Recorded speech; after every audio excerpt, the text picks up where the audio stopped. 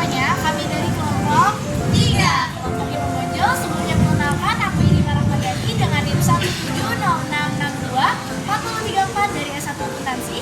Dan aku Kaila Rizky Ramadhani dari Prodi Pendidikan Bisnis dengan NIM 170762407. Aku Khalid Nanti dari Prodi Pendidikan Ekonomi dengan NIM 170662401. Kami akan membahas salah satu permasalahan yang ada di Indonesia. Selamat menonton. Pendidikan itu hak semua orang. Tapi faktanya, nggak semua anak di Indonesia bisa belajar dengan fasilitas sekolah yang layak. Kesenjangan fasilitas pendidikan merupakan masalah yang terus terjadi di Indonesia. Di beberapa daerah, terutama di daerah 3T, seperti di daerah pedalaman, perbatasan, dan pulau-pulau kecil. Menurut data Kementerian Pendidikan dan Kebudayaan RI tahun 2019, sekitar 25% sekolah di Indonesia berada di daerah terpencil dan terluar. Belum lagi, jika berbicara mengenai kualitas gedung sekolah pada daerah 3T, kondisinya seringkali jauh lebih rendah dibandingkan dengan sekolah di kota-kota besar, dengan fasilitas yang minim atau tidak memadai. Banyak kerusakan dan rendahnya sistem operasional yang kurang mumpuni menangani masalah tersebut.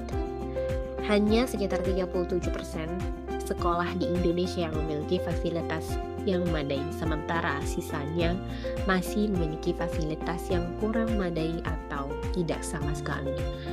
Di beberapa daerah, ada sekolah yang atapnya sumber reot dan membocor jika hujan. Lantainya berlubang, bahkan ketika proses belajar banyak sekali yang kekurangan tenaga kependidikan. Fasilitas yang buruk dapat memiliki dampak negatif pada para pelajar.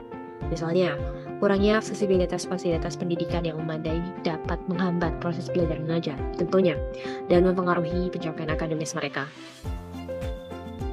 Belum lagi, akses menuju sekolah yang harus ditempuh. Semua itu mereka lakukan hanya demi satu hal, yaitu belajar. Sementara itu, di kota-kota besar, fasilitas pendidikan lengkap. Laboratorium, perpustakaan, bahkan teknologi canggih sudah jadi bagian sehari-hari.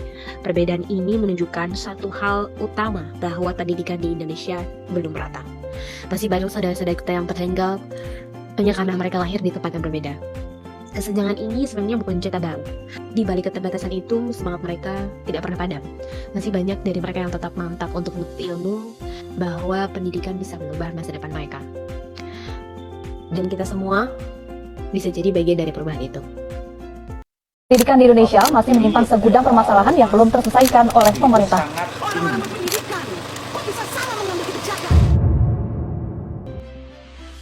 Berdasarkan data dari Kemendikbudristek, 70% anak Indonesia diketahui hanya bisa membaca, tetapi tidak paham apa yang dibacanya. Kualitas pendidikan di Indonesia menghadapi berbagai permasalahan serius yang menghambat kemajuan bangsa. Ketimpangan kualitas pendidikan antara daerah perkotaan dan daerah pedesaan ini sangat mencolok. Sekolah di kota umumnya memiliki fasilitas dan tenaga pengajar yang baik dibandingkan di desa. Hal ini dapat berdampak pada perolehan ilmu dan keterampilan siswa yang didapat di masa sekolah.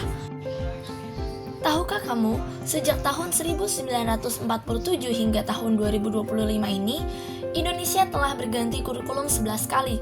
Apakah pergantian kurikulum ini dapat dinilai efektif untuk siswa? Kurikulum yang terlihat teoritis dan terlihat sentralistik membuat siswa kurang terlatih dalam berpikir kritis, kreatif, dan juga problem solving yang esensial di abad 21. Selain permasalahan fasilitas dan kebijakan, kualitas guru menjadi masalah besar. Banyak guru kurang kompeten, kurang kreatif dalam membimbing siswa, dan kesejahteraan guru yang rendah terutama di daerah terpencil menurunkan motivasi dan kualitas pengajaran.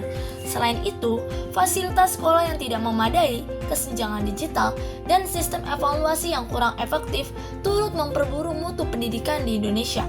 Distribusi guru yang tidak merata menyebabkan kekurangan guru di beberapa daerah dan kelebihan di daerah lainnya.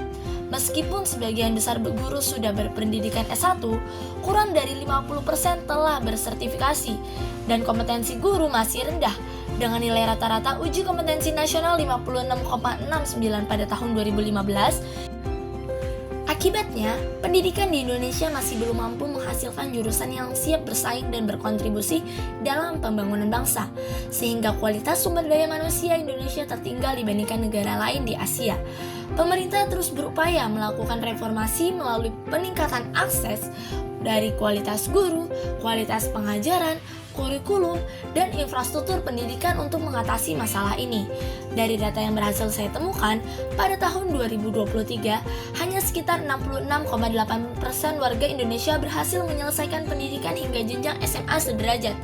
Perbedaan mencolok terlihat antara wilayah pedesaan dan perkotaan, di mana lulusan SMA di perkotaan mencapai 73,2%, sedangkan di daerah pedesaan hanya 56,3%. Angka partisipasi kasar atau APK SMA dan SMK dinilai mayoritas penduduk usia 15 tahun ke atas memiliki tamatan SMA dengan persentase 30,22, disusul dengan SD 24,62% dan SMP 22,74%. Indonesia menempati peringkat ke-67 dari 203 negara dalam sistem pendidikan dunia tahun 2023. Dengan tingkat kelulusan SMA 78% dan perguruan tinggi hanya 19%. Tantangan utama dalam kesenjangan akses dan mutu pendidikan antar wilayah, distribusi dan relevansi kurikulum dengan kebutuhan dunia kerja.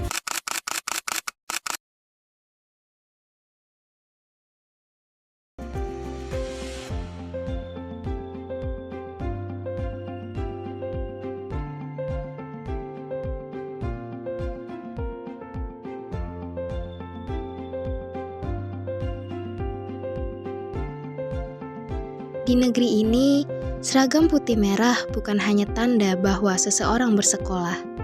Ia adalah simbol harapan. Harapan tentang masa depan yang lebih baik, tentang kehidupan yang bisa diubah lewat pendidikan. Namun, seiring waktu, harapan itu perlahan terasa semakin berat untuk digapai. Di atas kertas, semua anak berhak bersekolah, tetapi kenyataan berbicara lain.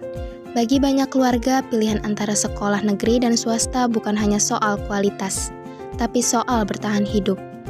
Sekolah negeri, meski lebih terjangkau, seringkali kekurangan fasilitas, tenaga pengajar, bahkan buku pelajaran dasar.